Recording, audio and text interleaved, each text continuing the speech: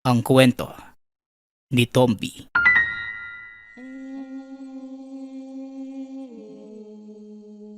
Ang kwentong ito ay hango sa totoong buhay.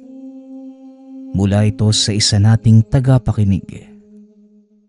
Karanasan ito ni Digong. Walang eksaktong taon.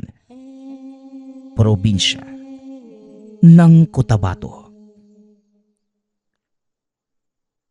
Lumad na taga-Samar si Digong. Ngunit napilitang lumipat para asikasuhin ang mga naiwang lupain ng mga magulang sa isang liblib na sitio ng Cotabato. Pagkarating niya roon, pinagtitinginan pa ng mga tao dahil sa magarang kasuotan. Nasa daan pa lamang ay pinagtulungan ng mga kawatan. Hinubaran at ninakaw ang lahat ng alahas, pati na ang perang dala. Nang mga sandaling yun, hindi niya alam kung saan na lamang pupulutin. Ngunit sa kabutihang palad, nadaanan siya ng isang taong may malasakit. O iho, pagpasensyahan mo na ang tahanan kong ito ha.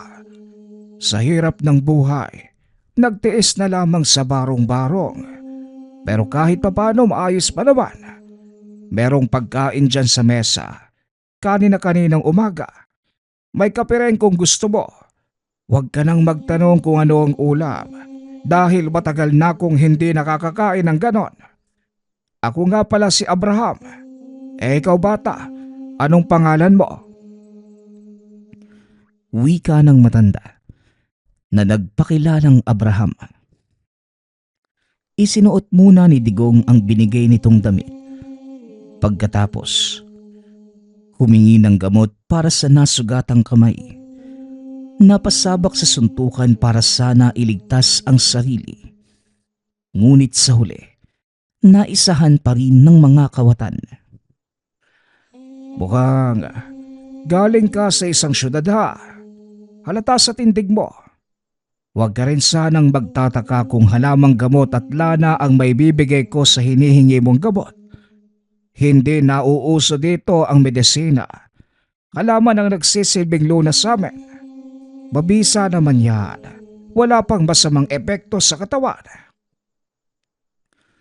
Wika ni Mang Abraham.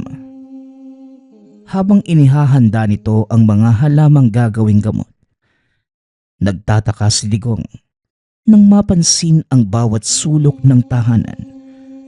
Maraming nagliliitang bote sa tabi, mga ugat at sanga ng kung ano-anong kahoy, mga dahon at ang nakaagaw pansin. Ang mga patalim na nakasabit sa kung saan, lalong-lalo na ang gintong punyal. Manong, mga suka po ba? O mga ngatay? Ang dami niyo po kasing patalim eh. Tanong ni Digong. Sinulya pa na matanda ang mga patalim sa sulok. Tumawa ito at saka sumagot. Wala sa nabanggit. Pero pwede din. Dahil ang ginagawa ko ay manghuli at mangatay. Hindi nga lang ng hayop. Tugon ni Mang Abraham. Kumunot ang noo ni Digong. Bigla ring kinabahan dahil minsan nang naikwento ng yumaong ama kung gaano karami ang masasamang loob sa lugar. Pabalik-balik na ang tatay niya roon at may ilang beses pang kamuntikang pagkaisahan. Tago, pasensya na kung ibang naiisip mo sa sinabi ko ha. Pero nagkakamali ka yata ng pagkakaintindi. Hindi ako mamamatay tao kagaya ng nadinig mo. Kung meron mang nakapagsabi, oo, marami ng kasong patayan sa lugar na ito. Pero hindi yon ang tinutukoy ko. Siguro naman nakarating na sa pandinig mo ang tungkol sa mga aswang. Hindi ba? Ang mga nilalang na ito ang tinutugis ko. Kinakatay para mahinto ang kasamaan. paglilinaw ni Mang Abraham. Naniwala naman si Digong, lalo na nang makita ang anting-anting na nakasabit sa leeg nito. Meron din sa sulok ng tahanan. Dito lamang siya nakahinga ng maluwag. Pasensya na rin po kayo sa naisip ko ha. Hindi ko lang maiwasan. Dayo lang po kasi ako dito sa lugar eh. Wika ni Digong. Oo nga. Ano pala ang sadya mo rito? Ang ganyang itsura parang malabong tumuntong sa ganitong klaseng lugar eh. Alagad ka ng batas ano? At nandito ka para maghanap ng pinagtataguan ng mga terorista. Tanong ni Mang Abraham. Hindi po. Nakabili kasi yung angka namin ng lupa dito sa malapit. Sumakabilang buhay na po yung mga magulang ko eh. Kaya ako yun naiwanang mag-asikaso. Ang totoo, hindi pa ako nakarating sa dapat na puntahan. Hinarangan pa naman ako kagad ng mga tulisan eh. Tugon ni Digong. Naku, hindi na bago yung ganyang kaso rito. Marami talagang loko-loko sa tabi. Kung makakita lang ng taong may suot na mamahalin, susundan para pagdakawan. Ang mga negosyante nga, iba yung pag-iingat ang ginagawa para makaligtas sa mga tulisan. Ano, wala nang itinira sa'yo ano? Wala po. Damit, pera, alahas, lahat kinuha. Binugbog pa ako ng mga loko. Akala ko nga ikamamatay ko na eh. Mabuti naman ho at napadaan kayo. Kaya maraming salamat po ah. Walang anuman iho. Siya nga pala, kumain ka na dahil kanina pa yung pananghalian. Baka sa mukha mo ang gutom. Pagtsagaan mo na lang muna ang meron sa mesa ha. Yan lang talaga eh. Wika ni Mang Abraham. Habang kumakain, sinamantala ni Digong ang pagkakataon na pagmasda ng matanda. Magaan ang pakikitungo nito at wala itong nararamdamang panganib. At kahit barong-barong lamang ang tahanan ay maayos naman. Pagkatapos niya sa nagpaalam na ito, sinamahan na rin ni Mang Abraham sa pag-aalala na baka pagkaisahan na naman ng mga taga roon. Lalo pat bagong salta lamang sa lugar. Malapit lang naman sa tinitirhan na matanda ang lupaing pagmamay-ari ng angkan. Ilang minutong lakaran lamang. Pagkarating doon, napailing si Digong dahil nagmistulang kagubatan ang ekta-ektaryang lupain. Walang malinis na bahagi bukod sa daanan. Iho, hindi ko alam na ito pala ang pagmamay-ari nyo. Ilang dekada na rin yata ang bibilangin magmula noong huli kong napansin na merong dumalaw rito. Ano bang plano mo? Sa laki ng lupaing ito, pwede mong pagtayuan ng establishmento. Kaso nga lang, mahirap ang estado ng pamumuhay ng lugar na ito. Ano bang balak mo? Pasensya ka na kung marami akong tanong ha. Tanong ni Mang Abraham. Natahimik si Digong. Napaisip sa tanong na matanda. Nagpunta ito sa lugar na walang ideya kung ano nga ba ang gagawin sa lupa. Ang sinabi lang ng yumaong ama, asikasuhin ito at walang malinaw na utos. Wala din siyang kapatid na mapagtatanungan. Ibibenta ko na lang po siguro. Hindi ko rin naman gustong magnegosyo maski manatili sa lugar na to. May buhay rin po kasi ako sa amin eh. Wika ni Digong. Kung sa bagay, kahit ako nga na taga rito, minsan na ding naisip na mga ibang lugar. Kaso lang wala akong mapupuntahan eh. Tugon ng matanda. Sinuri nila ang buong lupain eh. Makalipas ang ilang sandaling paglilibot, bumalik sila sa tahanan ni Mang Abraham. Bilang bisita nakaupo lamang sa bakuran si Digong. Nagkakape habang tinatanaw ang kapatagan sa harapan. Aligaga naman si Mang Abraham sa mga gagawin.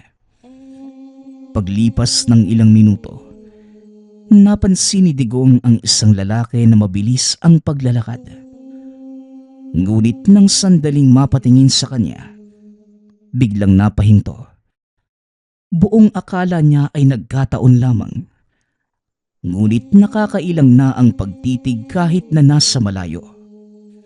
Nang akmang lalapit na sana, nagmamadali itong tumayo at pumasok ng tahanan. Tumigil ang lalaki. Nagpatuloy na sa paglalakad.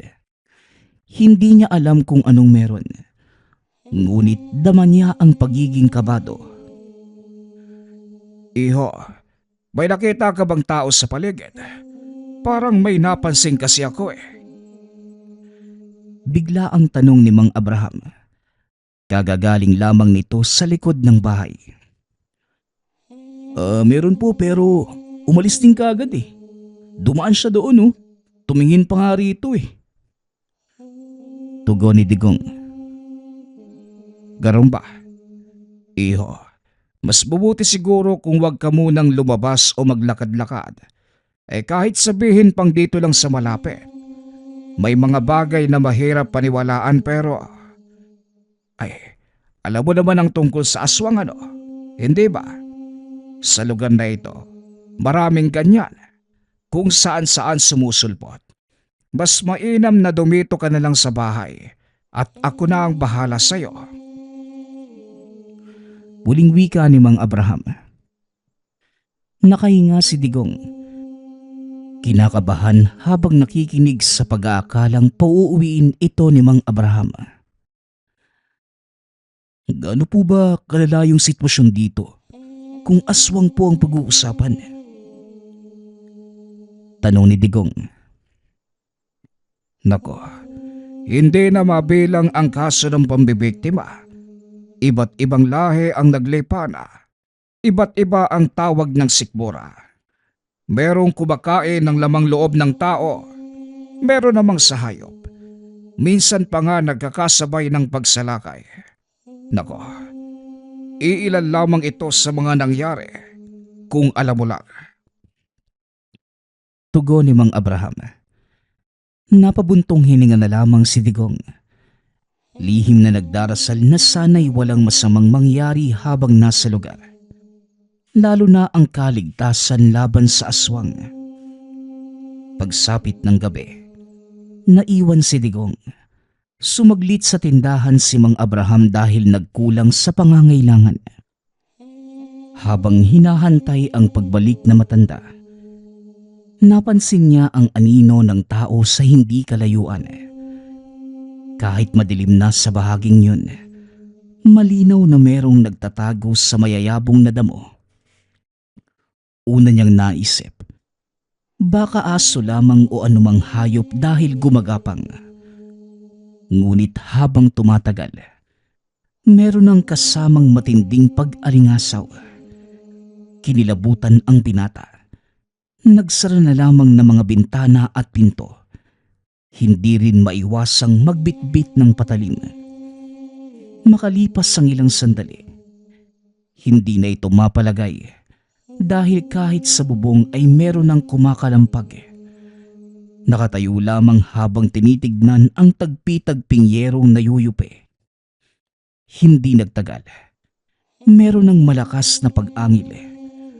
Pinagpawisan si Digong na mga sandaling yun. Nanginginig na rin ang mga tuhod habang pinapakinggan ang kababalaghang yun. Ngunit nagulat na lamang nang bigla itong mawala.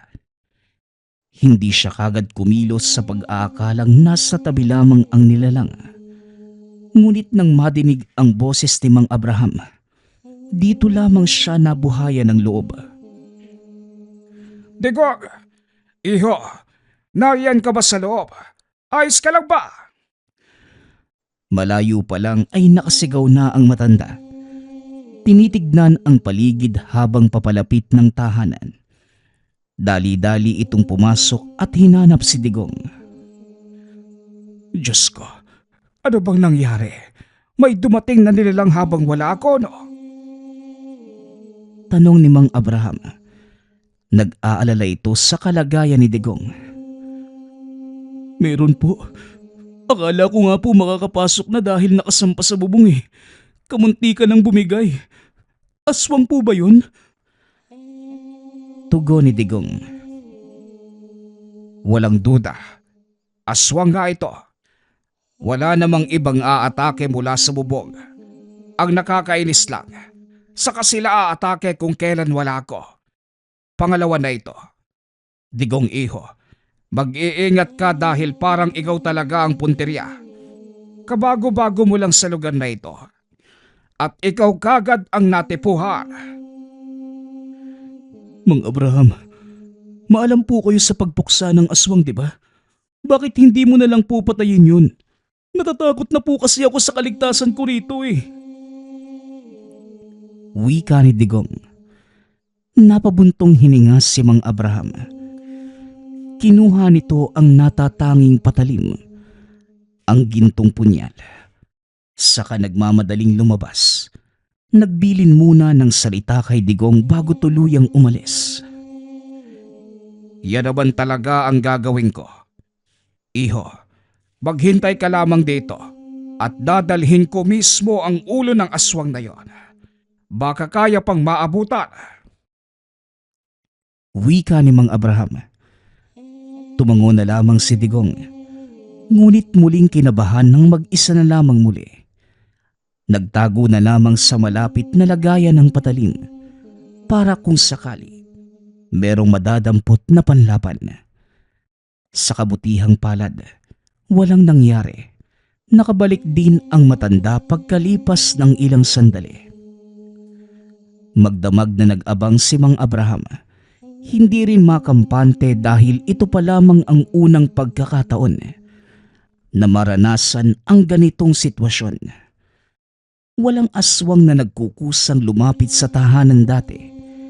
Hindi kagaya ngayon. Hindi rin maiwasang mapaisip sa katauhan ni Digong. Sa katunayan, nakita niya ang binata sa terminal. Lumuwas siya sa lungsod ng kapatid at tamang nagpang-abot sa babaan. Dito pa lamang meron na itong naramdaman na kakaibang enerhiya sa binata. Isinawalang bahala rin. Dahil hindi ito kilala hanggang sa napadpad sa kanyang tirahan. Napapaisip kung nagkataon lang ba ang lahat. Napabuntong hininga na lamang. Wala naman sigurong atraso ang taong ito sa isang aswang. Kabago-bagong dating lang dito sa lugar pero bakit kaya natipuhang kagad ng nilalang? Hindi kaya lapitin si Digong. Wika ni Mang Abraham sa sarili. Naguguluhan ito sa lahat ng nangyayari.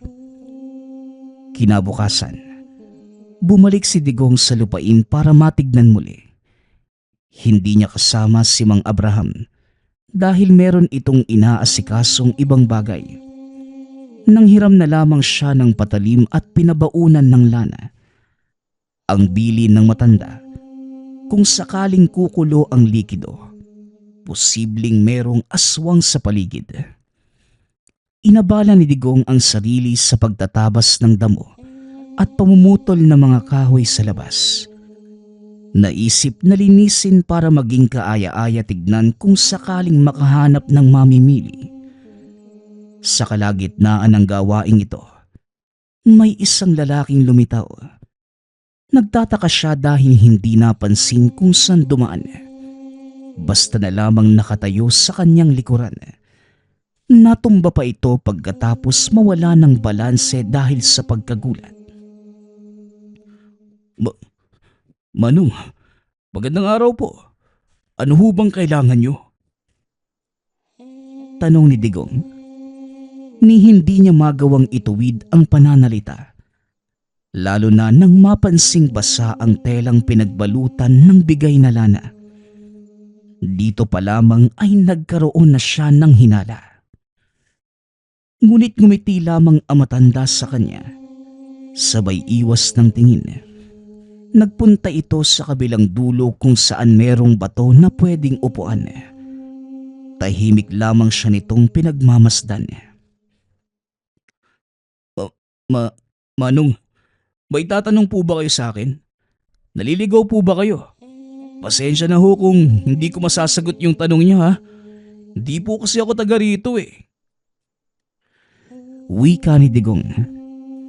Sinubukan nitong pagaanin ang sitwasyon. Ngunit nakatingin lamang sa kanya ang lalaki. Walang balak na magsalita. Nailang na ang binata hindi maintindihan ang biglaang pagbigat ng pakiramdam. Nang makahanap ng pagkakataon, nilapitan niya ang mga gamit sa tabi at napagtantong naubos ang laman ng bote. Basang-basa ang nakabalot na tela. Napatitig siya sa lalaki. Kalaunan, nagmamadaling tumakbo palayo. Sumunod ito ngunit naglalakad lang. Kabadong-kabado nang hindi humihiwalay. Malapit na siya sa tahanan ni Mang Abraham ngunit nakasunod pa rin ito. Habol hininga si Digong pagdating sa bakuran ng tahanan. Laking gulat ng paglingon. Wala na ang lalaki. Sakto namang kakarating lang ni Mang Abraham galing sa sariling lakad. Nang maramdaman ito ang takot niya, alam na kagad na matanda ang nangyari sa kanya. Sinundan ka no? Sandali. Titignan ko baka nasa paligid lang. Huwag ka nang sumunod sa akin ha. Wika ni Mang Abraham. Matapos makuha ang gintong punyal, dumiretso sa dinaanan ni Digong. Tinignang mabuti ang paligid. Kahit ang masukal na bahagi ay sinilip. Nakarating na lamang siya sa lupain ng binata. Ngunit walang naabutang aswang. Tumambay roon ng ilang sandali. Hanggang sa napadaan ang kakilala. Paring Abraham. Magandang araw.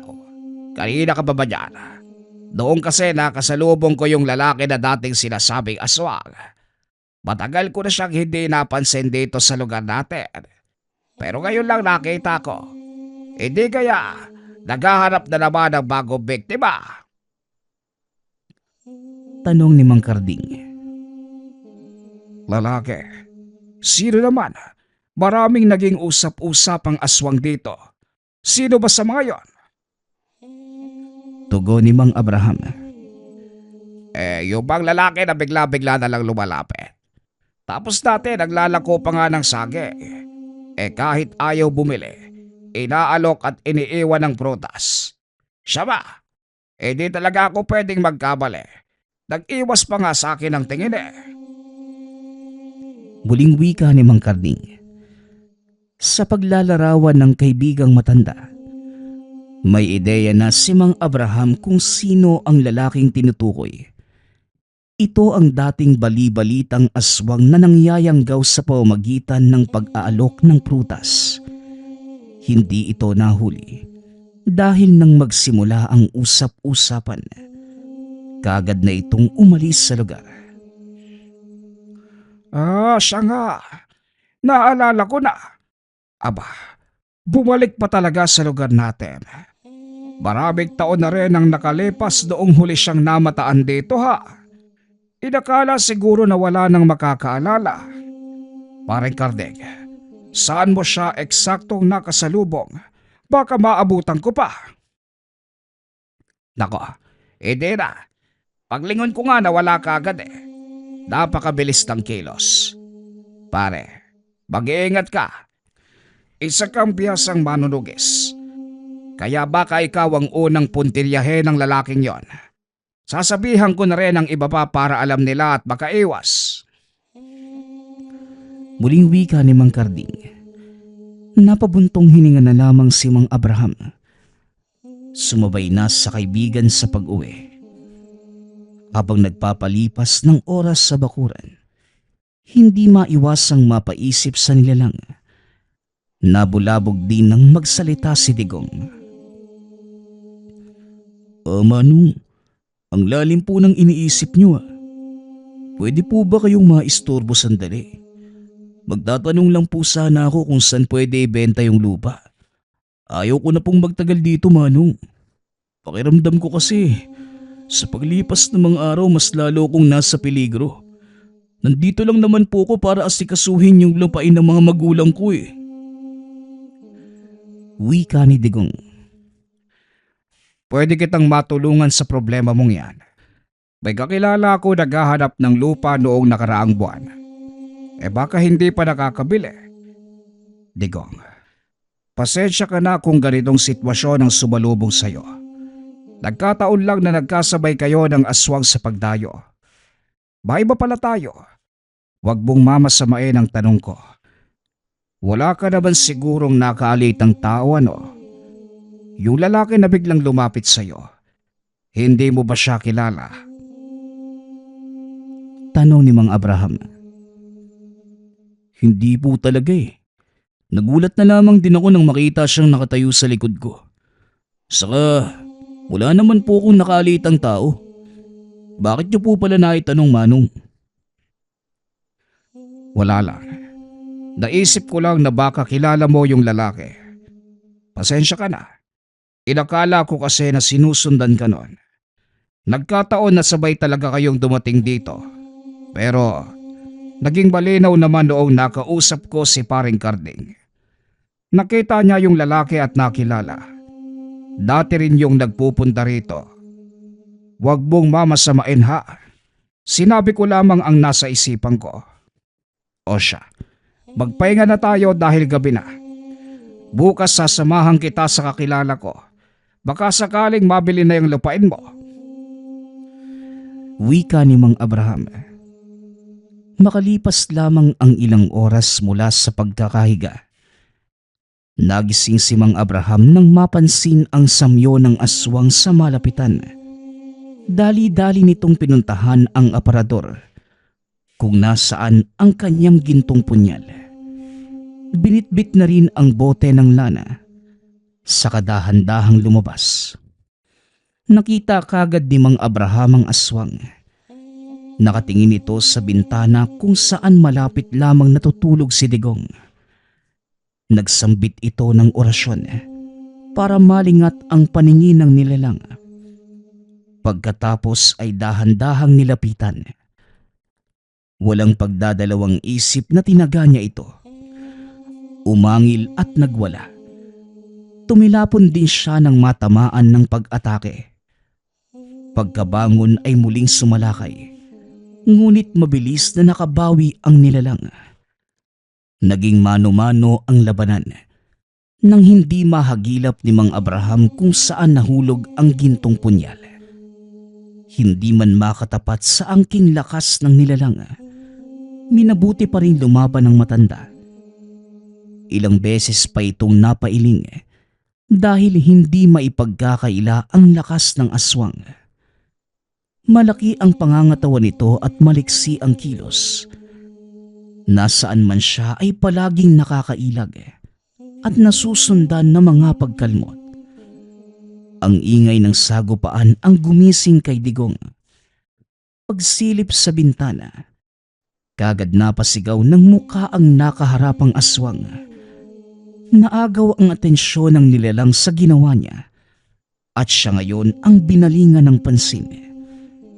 Mabuti na lamang madaling nakabangon si Mang Abraham at napigilan ang tangkang paglapit.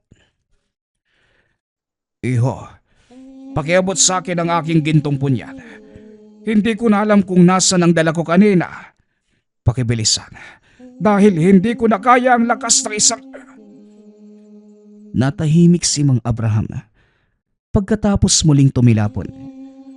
Dali-dali ring bumangon para mapigilan ang pagtakas ng nilalang.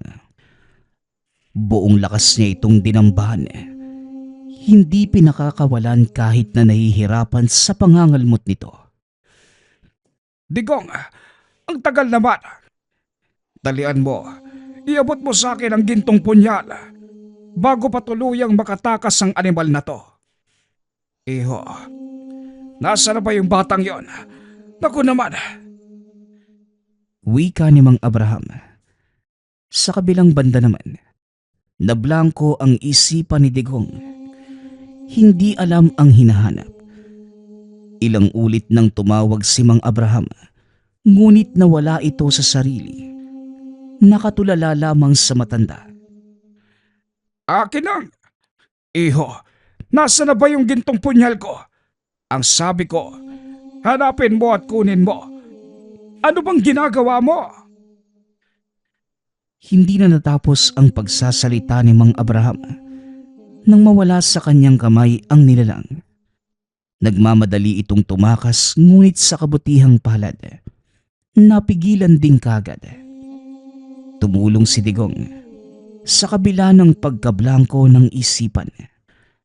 Nagawa nitong kumuha ng bote ng lana at saka isinaboy sa nilalang. Nagwala ito, umangil at nangisay. Aba, maayos ang ginawa mo, Digong. Sandali, yun lang pala yung gintong punyal ko eh. Katayin na natin ang halimaw na ito para wala nang mabibiktima sa susunod. Wika ni Mang Abraham. Madali lamang nitong nakita ang gintong punyal dahil nagliliwanag ito sa pagtama ng sinag ng buwan. Tinaga niya ang aswang paulit-ulit upang makasiguradong malagutan ng hininga. Hindi nagtagal wala na itong buhay. Nakahandusay na lamang sa lupa. Wakwak ang tiyan. Si Digong sa kabilang banda naman, hindi makatingin ng diretsyo. Nasusuka sa nakabalandrang katawan. Kagad namang inasikaso ni Mang Abraham ang pagligpit nito. Dinala sa kalagitnaan ng mismong lupain ng binata. Naghukay at doon sinunog. Pagkatapos ng ilang oras, nang tuluyang maging abo na, saka tinabunan ng lupa. Tinambakan din ng mga dahon at sanga ng kahoy. Samantala, tahimik lamang si Digong habang pinapanood ang ginagawa ng matanda. Sa isip ng binata, hindi makapaniwala na sa pagsadya niya sa lugar ay mararanasan niya ang isang pangyayaring halos ikapahamak. Hanggang sa mga sandaling yun, sariwang nakikita sa isipan ang buong kaganapan. Lalong-lalo na ang muka at pag-angil ng aswang. Malinaw na malinaw pa ito sa kanyang isipan. Iho, mas malalim pa sa hinukay kong lupa yung iniisip mo ah. Alam kong nabigla ka sa mga nangyari. Pasensya ka na kung magtatagal ka pa sa lugar na ito. Posibleng maranasan at masaksihan mo muli ang ganito. Pero ipapayo ko na dapat ka nang umuwi sa lalong madaling panahon dahil malapit na rin akong umalis dito. Nakitira lang ako sa lupang tinitirikan ng aking bahay. Kaso dumating na ang panahon. Nagagamitin na ng may-ari kaya ano pa bang magagawa ko? Bukas na bukas, sasamahan kita sa mga lakad mo para maasikaso kagad ang lupaing ito at makabalik ka na sa inyo. Wika ni Mang Abraham. Ganun nga po talaga, Manong. Nagawa nga po nating puksain yung aswang. Nakalibing na. Pero nararamdaman ko pa rin po sa sarili ko yung kilabot. Pati sa isipan ko, nakikita ko pa yung mukha ng halimaw eh. Aalis din po talaga kagad ako rito pagkatapos ng lakad natin bukas. Kung wala rito, pwede namang sa amin na lang ako maghanap eh. Natatakot na po talaga ako rito. Wika ni Digong. Mas mabuti pa nga. Ayaw ko na ring magtagal ka pa rito kahit ilang araw. Hindi natin alam ang takbo ng panahon. Mas maigi na yung makaiwas kesa malagay na naman sa alanganin. O siya, tara na dahil mag-uumaga na. Muling wika ng matanda. Kinabukasan, inasikaso nila ang paghahanap ng bibili ng lupa. Kaso nga lang, nakabili na ang kakilala ni Mang Abraham. Sinadya ang iilang kilalang negosyante pero wala ni isang nakakuha. Sa huli, umuwi na lamang sila ng tahanan. Nakapagpasya nang uuwi na lamang si Digong. Nagkaproblema pa ito dahil walang pamasahe. Ninakaw ang lahat noong unang pagdating. Huwag mo nang alalahanin yan. Meron akong naitabi rito. Baka magkasya para makauwi ka. Hindi pwedeng tumanggi dahil kinakailangan mo ito ngayon. Bayaran mo na lamang ako kapag nakabenta ka na. Sa kabilang sityo lang din naman ako lilipat eh. Madaling hanapin dahil maraming nakakakilala sa akin. Mag-iingat ka sa biyahe mo, iho. At kung maaari, kalimutan mo na rin ang nasaksihang kaganapan para mawala yung takot mo. Pasensya ka na talaga kung ito yung naabutan mo sa pagpunta rito, ha? Hanggang sa ilang taon ang lumipas, naibenta din ni Digong ang lupa. Ngunit hindi na siya muling bumalik sa lugar. Pinaasikaso na lamang niya sa ibang tao ang lahat ng kailangan. Hinanap niya si Mang Abraham sa nasabing sityo. Maswerte naman ang binata. Mabilis niyang nakita kung nasan ang matanda. Tinulungan niya ito sa panibagong buhay. Binigyan ng lupang matitirahan at maliit na negosyo. Malaki ang pasasalamat niya kay Mang Abraham. Dahil kung hindi sa matandang ito, malamang patay na ito at nabiktima ng aswang. Magpas hanggang ngayon, hindi pa rin nalilimutan ni Digong nang minsan itong masaksihan ang isang matanda na nangangalaga sa gintong punyal. Ang susunod nating kwento ay mula sa isa nating tagapakinig. Karanasan ito ni Gregor. Walang eksaktong taon. Probinsya ng Zamboanga.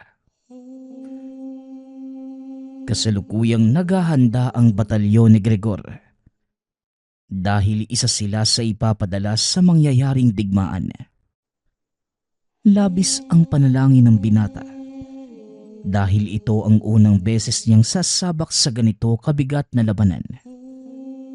Iniisip din ni Gregor ang dalawang anak na may iwan sa piling ng lola. Tanging sila na lamang ang pinagkukuhanan niya ng lakas ng loob para lumaban sa buhay. Lalo na sa pagiging malakas sa trabaho. Siya din ang nagsusustento sa mga gamot ng ina at nagpapaaral sa iba pang pamangkin. Dahil sa agarang pag-alis, nag-iwan na lamang ito sa ina ng sapat na salapi para ipangsustento sa dalawang may iwang apo.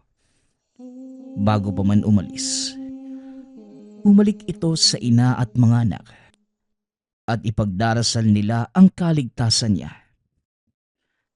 Nang makarating sa lugar, nahati ang grupo sa tatlo.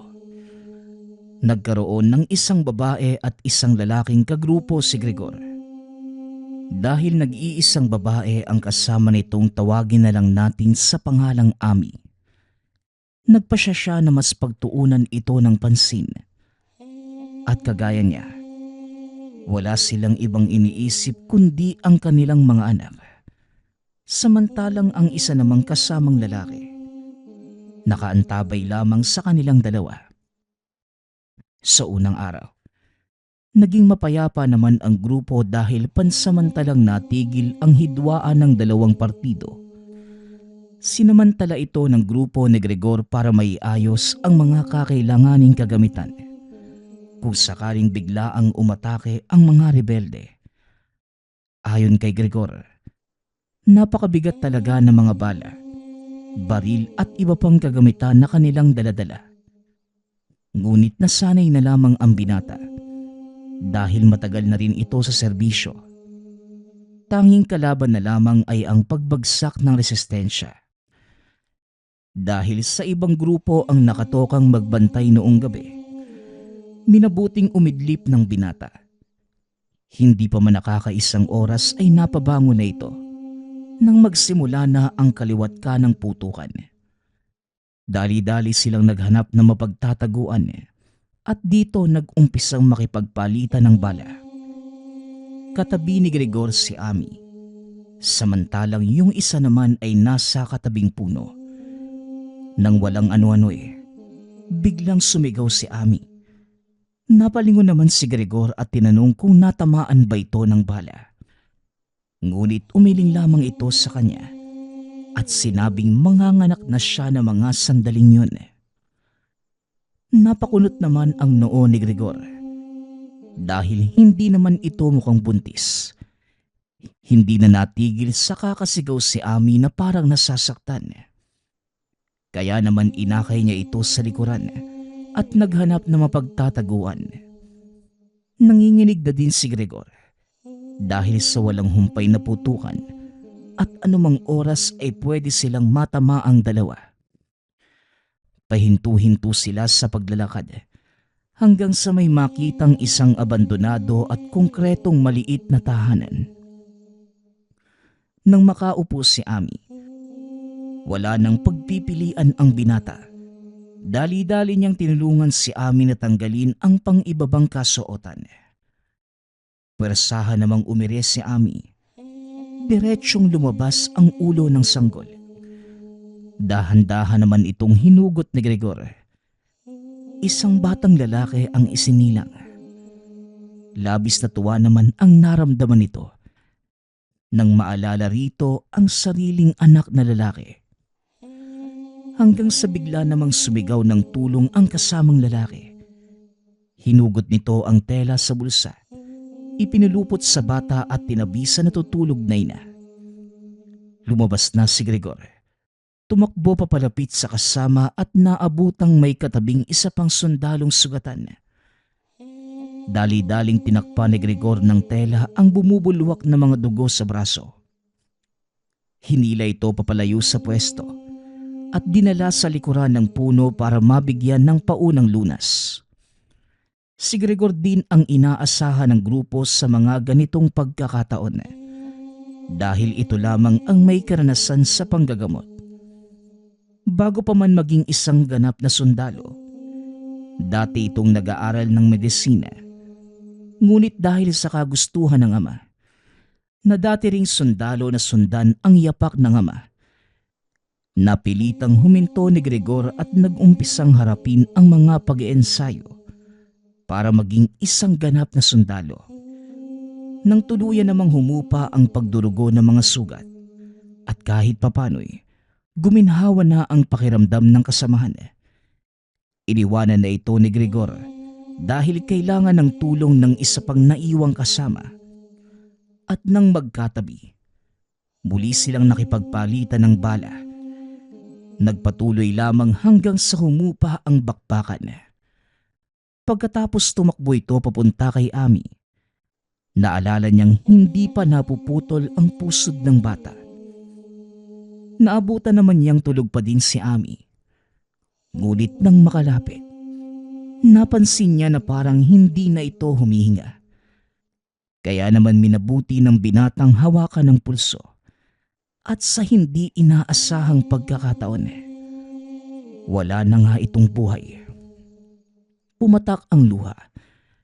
Napakasaklap ng tadhana dahil nag-uumpisa pa lamang ang pagkakaibigan nilang dalawa. Maya-maya pa ay umiyak na ang sanggol. Binuhat ito ni Gregor at pinahiga sa lamesang nasa bintana. Nang akmang puputuli na sana ang pusod gamit ang isang maliit na patalim. Nang walang ano-ano'y, kusa itong gumulong at nahulog sa sahig. Nagtaka si Gregor kung paano nito nagawang kusang gumulong. Lalo pat kakapanganak lamang. Ngunit isinawalang bahala na lamang ito ni Gregor. Pinulot ang inosenteng bata. Sinubukan niyang ipagpatuloy ang ginagawa. Ngunit sa hindi malamang dahilan, naging magalaw at maingay ang sanggol sa kanyang ginagawa. Kaya naman hinayaan na lamang muna ito ni Gregor. At sa oras na makahanap ng ilog, doon na lamang ipagpapatuloy ang pagputol. Habang karga ang bata ay napapaluhan na lamang habang tinitignan ang walang buhay na kaibigan. Hindi din naman pwedeng alisin kagad ang labi dahil kukunin lamang ito kapag uuwi na ng kampo sa Maynila. Maghapon naman naging mapayapa ang lugar. Nanatili sa bakanting tirahan si Gregor para mabantayan ang sanggol at ang bangkay ni Ami. Pagsapit naman ng alas 7 ng gabi, dumating ang pinuno ng grupo at nag-abiso. Nalilipat na ng barangay dahil natunugan na ng mga rebelde ang kanilang lokasyon. At dahil hindi kaya ng konsensyang iwanan ang sanggol sa piling ng walang buhay na ina, dinala na lamang ito ng binata at gamit ang pahabang tela, itinali sa katawan habang nakaharap ang mukha ng sanggol sa dibdib. Pagkalabas, nakita silang dalawa na lamang ang natira sa lugar. Kaya tumakbo na sila ng mabilis. Hindi naman naging sagabal ang dala dahil sa napakagaan at nakatali naman ng mahigpit. Halos kalahating oras din ang itinakbo hanggang sa nakarating sa grupo. Hindi pa man natatapos ang paghabol ng hininga, bigla muling nag-umpisa ang putukan. Hindi na rin napigilang kumalabit ng baril ni Gregor at todo iwas na lamang at baka matamaan ang sanggol. Maya-maya pa, naramdaman niya na may mahapdi sa parteng tiyan, kaya kagad niya itong tinignan. Nagulat ang binata dahil kagat-kagat ito ng sanggol. Biglang naging kulay itim at nawala na rin ang saplot. Pilit niyang hinuhugot ngunit sobrang makapit dahil sa nakabaong mga ngipin sa tiyan. Maya-maya pa, may isang ligaw na bala ang tumama sa paanan ng sanggol. Kaya napabitaw ang bata. Nahulog at nang tignan ni Gregor. Napaka-inosente nitong tignan at umiiyak sa gitna ng digmaan. Dahil sa patuloy na pag-iyak, pinulot muli ito ni Gregor. Nang mahawakan sa braso, bigla muling nag-iba ang itsura at inatake ang binata. Walang humpay siya nitong pinagkakagat sa muka at napahandusay na lamang sa lupa. Hindi rin makasigaw dahil natatakpan ng dibdib ng nilalang ang bibig. Biglang lumapit ang isa sa mga kasamahan at sinampal siya nito ng napakalakas at sinabing, Hoy, bilis bangon! Bakit ka ba nakakatulog sa gitna ng bakbakan? Bilisan mo, lilipat na tayo ng pwesto. Wika ng lalaki. Dahil sa sinabi, napabangon si Gregor. Tumakbo ang dalawa para lumipat sa isang malaking puno. Diretso lang sila sa pakikipagpalitan ng putok. Ilang oras pa ang lumipas, nahintong muli ang bakbakan. Naupo si Gregor dahil sa bakas ng dugo sa kasuotan. Naitanong ng mga kasamahan kung natamaan ba ito ng bala ngunit napailing na lamang siya at sinabing baka natusok lamang ng matulis na kahoy. Matapos makapagpahinga, pumunta sa tagong lugar at tinignan ng sugat sa tiyan. Natakot ito nang makita ang sugat. Hindi ito pangkaraniwan. Pailalim na parang hinukay ng daga. Mabilis niyang nilinisan ang sugat matapos ay kagad na bumalik sa mga kasamahan. Nagdeklara na ang tagapamahala ng grupo na iuwi na muna sila sa Maynila. Dali-dali silang nagtipon at naghanda sa pag-alis. Binuhat naman ng dalawang lalaking sundalo ang katawan ni Ami para dalhin sa kanyang pamilya. Pinaunan nila si Gregor sa gagamiting transportasyon papunta sa lugar. Hindi na niya nakita ang labi ng kaibigan. Ngunit ayon sa mga kasamahan niya, dala ito ng kabilang grupo. Samantalang hindi naman nagdugo pa ang mga sugat ni Gregor dahil sa mahigpit na pagkakatali. Pagkarating sa Maynila, may mga doktor na sumalubong sa grupo. Isa si Gregor sa mga agarang ginamot at napatanong pa nga ang doktor sa natamo niyang sugat. Ngunit ang tanging sagot lamang, natusok ito ng matulis na kahoy. Hanggang sa mabilis pang lumipas ang 2 linggo, tuluyang naghilom ang sugat ni Gregor. Naging maayos naman ang libing ni Ami. Ayon din sa mga kasamahan, hindi naman ito buntis dahil walang buntis na sasama sa giyera. Sa unang bakbakan pa lang ay natamaan na ito at wala nang buhay sa abandonadong tirahan. Maaaring ang sanhi ng nakaengkwentrong sanggol ay pagkatulog sa gitna ng giyera ang napapabalitang tiyanak sa lugar. Dati pa man nagpapakita na ito sa iba pang mga sundalo, kagaya ni Grigor. Marami na din itong mga naging biktima. Dahil sa nalaman, naging malinaw sa kanya ang pangyayari. Matagal na panahon na magmula nang mangyari ang kababalaghan, ngunit sariwa pa rin sa alaala ni Grigor ang naranasan. Samantalang naiwang alaala na lamang ang mga peklat na natamo nito. At yun ang nagiging patunay tuwing maikukwento sa ibang mga kasamahan sa trabaho ng minsang makaranas ng pag-atake ng tiyanak sa gitna ng digmaan. Nagpapasalamat nga pala ako sa lahat ng sumusuporta sa ating channel. Nawa ay patuloy niyong suportahan at pakinggan ang ating mga kwento. Hanggang sa muling pakikinig. Paalam.